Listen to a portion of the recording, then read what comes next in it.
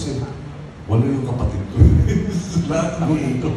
So meron kong pumunta sa Japan, Nueva Ecija, nag-house to house, kasama yung pamangkin ko. Si Anthony is now in Mindanao, together with Maricel. And they were with us in Gensan, tapos tumuloy sila, si Maricel and Anthony went to Davao City, went to Panabo, umiikot din sila, went to Digos, and then my Gary will be in Cebu. And Jelly is here. Of course. So, Papa P will also be in Cebu. Yes. Yes, and my brothers are in either in Cavite or Parañaque or Palawan, and my sisters too. So, yeah, this was how my father also raised us.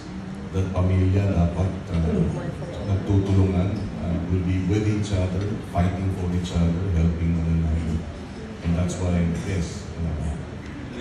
Tama-tama, lumabas na si Donnie Pangilinan sa PBB. I'm sure magkukontinue. Kasi Shopee, nakita ko yung video na nandun kayo sa isang campaign, nandun siya.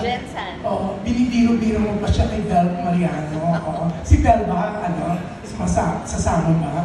Hindi pa. Pero busy rin. Busy. Speaking grabe na openly na, ang dami naglabas na openly supporting your candidate. Vice ganda. Can you enumerate? Vice, Si Poo.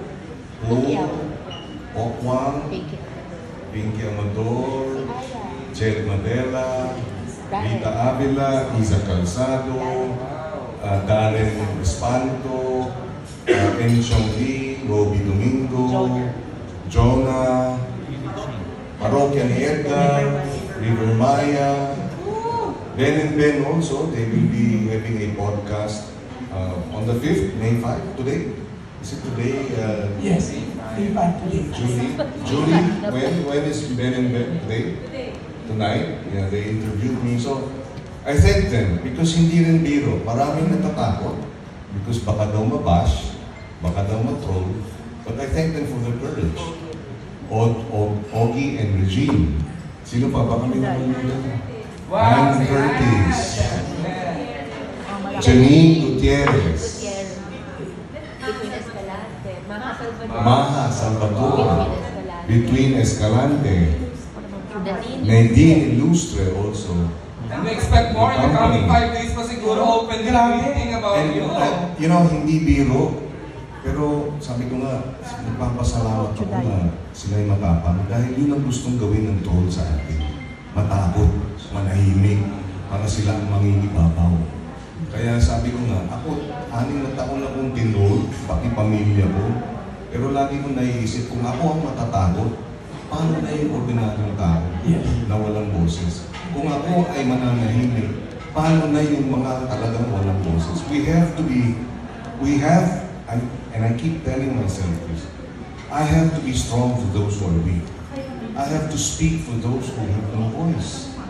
And I have to fight for those who cannot fight. So I have to be courageous for those who are afraid. And with them coming on board, so mas marami sa atin ang magiging matapang. Nakakahawa yung takot, pero nakakahawa din yung tapang. Kaya salamat sa kanilang lahat. Approach sa'yo na saying that they're willing to support. Sila mismo nag-pipresenta, hindi mo kailangan lumapit. Nakaka-touch.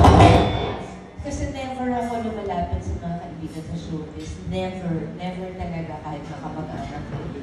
Parang if they want to help, I'm so grateful. Kasi gusto ko rin makita yung face nila ikipo. So when they come forward and they help, syempre natatouch ko sobra.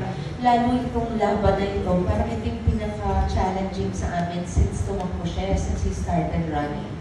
Took over 20 years ago. Ito yung pinakamahirap. So the people that have come forward, some of them na hindi ko na-expect. Yung half ini-expect kong magsabi sa akin na tulong po kami, wala. So, okay lang, at least, di ba? So, yung mga nagmamahal talaga sa akin, sobrang grateful. Judy Ann and Ryan pala. Ito pa pala, sorry. I want to mention Yes, all of please, them. give us a chance. OG Diaz, Mama Loy, Leo Martinez, John Arcilia, Neri Naik, Jim Paredes, Maylene Dizon, Pia Magalona, Victoria, Cookie Chua, Bayang Barrios, Angel Aquino, Olive Isidro, Jake Ejercito, Aya Fernandez, Josa Poco, DJ Suzy, Saab Magalona, Magdalena, Justine Dizon, Julina Magdangal, Elmo and Arkin Magalona. And the others I mentioned na. So, thank you for all their support and their bravery and their courage to stand up. Because what we're fighting for really is the future of our country.